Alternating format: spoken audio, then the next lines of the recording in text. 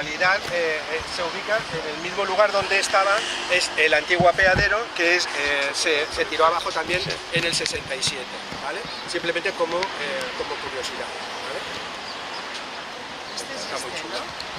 Este es este, y este era el que había en su lugar, ¿vale? Del famoso tren. El edificio que conocéis todos es el Hotel Meliá, y luego está el Portamaris al lado. Fue construido en el 69 y como veis en esta imagen, fue un terreno que ha dado al mar, ¿vale? Todavía estaban los balnearios, y en este espacio que veis aquí era donde se levanta el Meliá. A ver, la construcción del Meliá, independientemente de todas las repercusiones económicas y turísticas que pueda tener, para la ciudad ha sido importante, porque lo que ha provocado es que gran parte de las brisas que entraban y que conectaban directamente con uno de nuestros espacios principales, que es la explanada, pues el Meliá lo que ha hecho ha sido cortarlas, de tal modo que ese frescor y esas sensaciones agradables que se tenían en la explanada, a partir de esta construcción, pues se ha modificado absolutamente, ¿vale? Bien, aquí tenéis una imagen de la maqueta cuando se presentó para su construcción. El arquitecto fue Goicoechea, ¿vale? Bien, aquí lo veis, todavía no se había construido el Portamaris, y luego allí enfrente tenéis esta obra escultórica que es el hombre trampolín, que se colocó cuando se inauguró la construcción. Se colocó durante muchísimos años esto que tenéis aquí, que era la tómbola de la Caridad.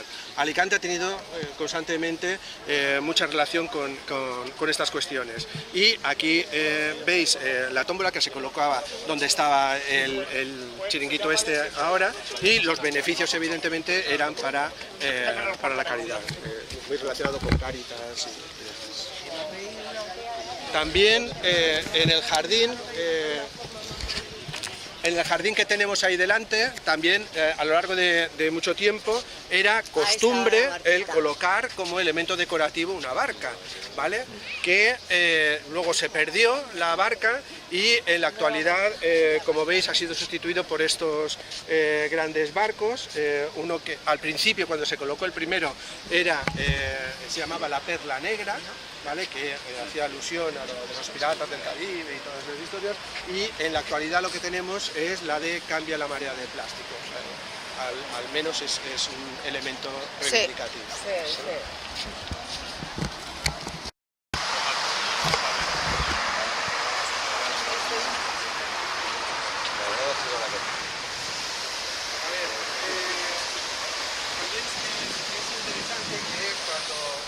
Un ratito, bueno, pues vayáis hacia el final y encontraréis esta pasarela, ¿vale? Que está realizada por un ingeniero de puertos y caminos que se llama Regalado, y que es una pasarela que tiene 8 metros de ancho, está a 5 metros de altura sobre el espigón, y luego 500 metros de largo. En realidad el proyecto inicial era que toda la pasarela llegara hasta el final del puerto, y al final se colocara una cafetería con un mirador al mar y demás, pero se quedó en lo que hoy tenemos. En realidad es una pasarela que tiene la mayoría de la superficie realizada con hormigón, y luego cada X espacio una pasarela de madera que tiene una estructura metálica como unas hojas que simulan las alas de los albatros. Está teniendo bastantes problemas porque evidentemente al estar al lado del mar, si no controlan los materiales con lo que lo haces, con poquito que pase se te oxidan, ¿vale? Pero bueno, bien. porque también durante muchísimos años en nuestra ciudad lo que es la conservación ha sido un poco complicada. La conservación y la limpieza, ¿vale? La limpieza parece que ahora está un poquillo mejor, pero Alicante se caracteriza por no ser una ciudad limpia, ¿vale? Y, por ejemplo, cuando se hacen inversiones que, aparte de que cuesten mucho dinero, bueno, pues que están bien hechas, si luego no se mantiene, al poco tiempo se destroza. Esto mismo, donde estamos. Si fuéramos al final del paseo, veríais que la mayoría de las lamas están totalmente destrozadas y hechas polvo. Y es una pena, realmente. Bueno, pues en realidad, un poquito más al fondo, lo que tenemos es el mareógrafo, que en realidad es donde se encontraba la cota cero para la medición de, como sabéis, de las diferentes altitudes. En la actualidad sabéis que ese clavo de bronce que marca la cota cero se encuentra en el primer escalón del ayuntamiento, ¿vale? Y que es lo que encontramos en todo el país a alta altitud en relación con la ciudad de Alicante, ¿vale? Bien. Aquí enfrente, que no lo podemos ver por esta estructura que están construyendo, que ahora comentaremos, tenemos los edificios de los carabineros y la aduana de Alicante. Es una edificación, como veis, neobarroca, y que recientemente ha sido restaurada. Tiene la sensación o la estética de palacete, ¿vale?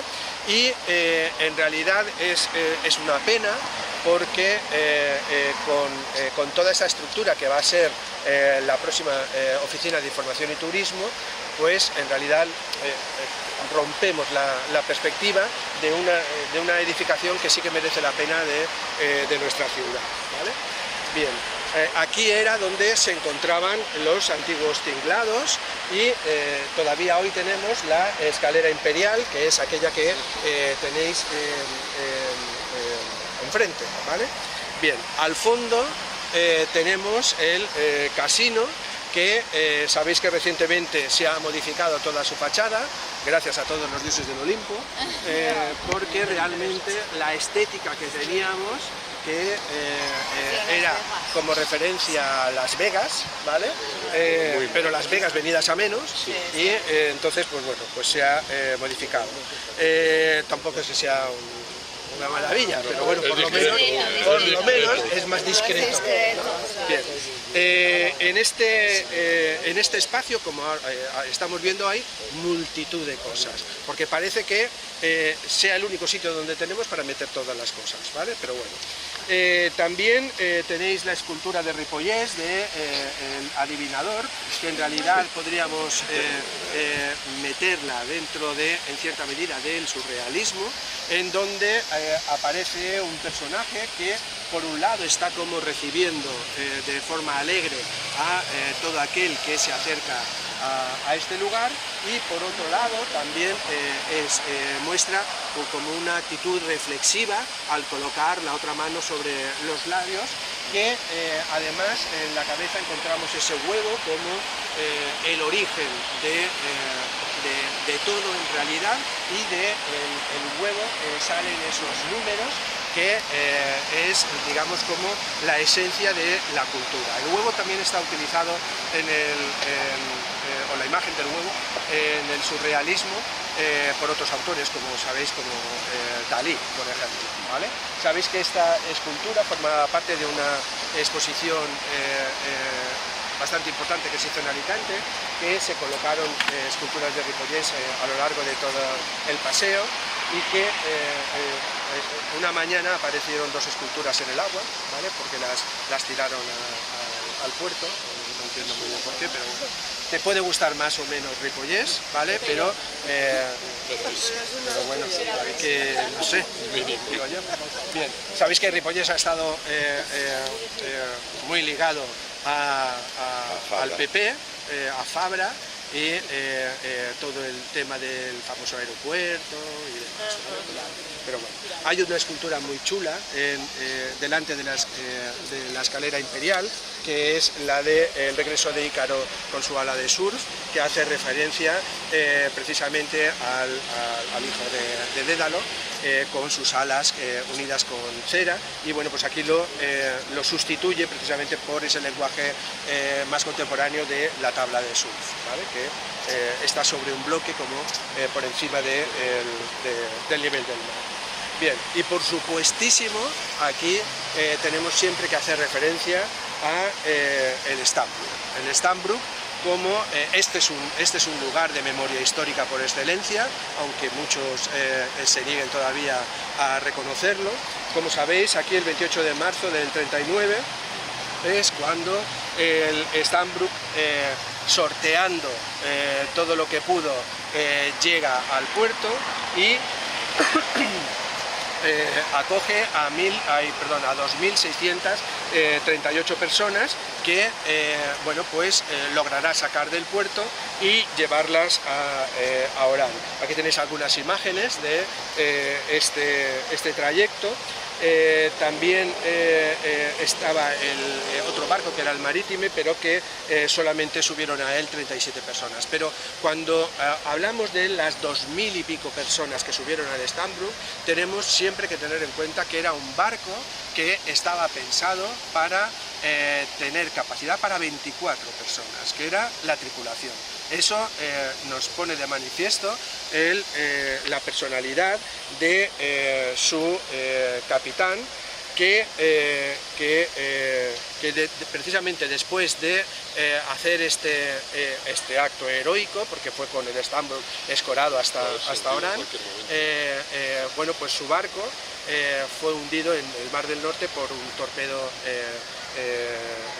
nazi, y él murió también en este hundimiento, ¿vale? Bueno, aquí tenéis diferentes imágenes de esto.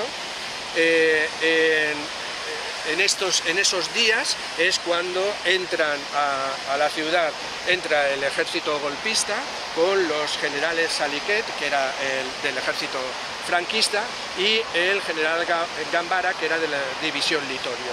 Aquí tenéis la entrada precisamente por la Avenida de la Constitución, delante del gobierno militar, y llegaron el 30 de marzo, es cuando llegan al puerto, aquí, y colocan todas las fuerzas, bueno, pues cerrando la posible escapatoria de los refugiados que estaban en el puerto. Aquí veis a todas las tropas italianas, los cañones que estaban hacia aquí, y allí en el fondo era donde estaban los que se habían quedado en esta ratonera que fue el puerto de Alicante.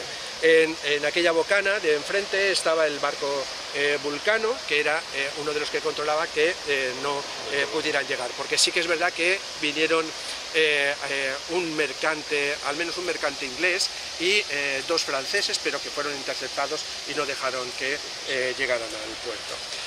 Evidentemente, si nosotros tuviéramos, o si en el resto de Europa, en cualquier lugar de Europa, tuviéramos un lugar como este, veríamos, y fuéramos a visitarlo, veríamos que habría un montón de referencias a este hecho, un monumento completamente digno para ese momento histórico, cosa que no pasa en Alicante. Como sabéis, durante muchísimo tiempo esto ha sido una lucha enorme que ha costado mucho llevar a cabo, y que menos mal que en Alicante existe la Asociación de la Memoria Histórica, que al final consiguió colocar este monolito, que lo tenemos aquí abajo, que hace referencia a este momento histórico. No nos ayuda Alcaraz, que está en la Generalitat. ¿Qué? Alcaraz, Manuel Alcaraz, sí. ¿No ha fet algo? Está en la Generalitat. Esto fue antes. Sí. Eso fue antes de que Manolo llegara Vale. Hombre, si hubiera estado Manolo, se hubiera hecho seguro. No, porque té poder y está en la Generalitat. Sí, seguro. Bien. Bueno, aquí es donde se celebra bueno, pues todos los años este hecho. En el 14 pudieron venir los hijos del capitán Dickinson, que son estas dos personas que tenéis aquí. También vinieron hijos de los que se fueron en el Stambro y alguna persona que todavía estaba viva. Y en el 17 fue atacado el monolito y arrancaron la placa y demás. Y recientemente, en el 18, se ha colocado precisamente un busto que hoy lo tenemos todavía,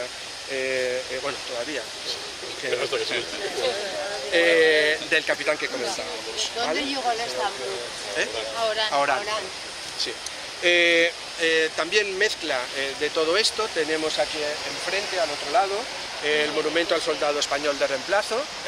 Es una escultura que se coloca también junto al gran mástil de la bandera, el 2 de junio del 2011, que era cuando se celebró en Alicante el Día de las Fuerzas Armadas. Es una escultura de estética franquista 100%, ¿vale? O sea que no tiene mucho interés, ¿vale? Deciros que en esta placita lo que había, como veis cuando llega Franco, cuando llegan los golpistas, era este monumento, que era el monumento a los mártires de la libertad, que fueron capitaneados por Bonner, y que sabéis que fue ese levantamiento que fue reprimido por el absolutismo, ¿vale?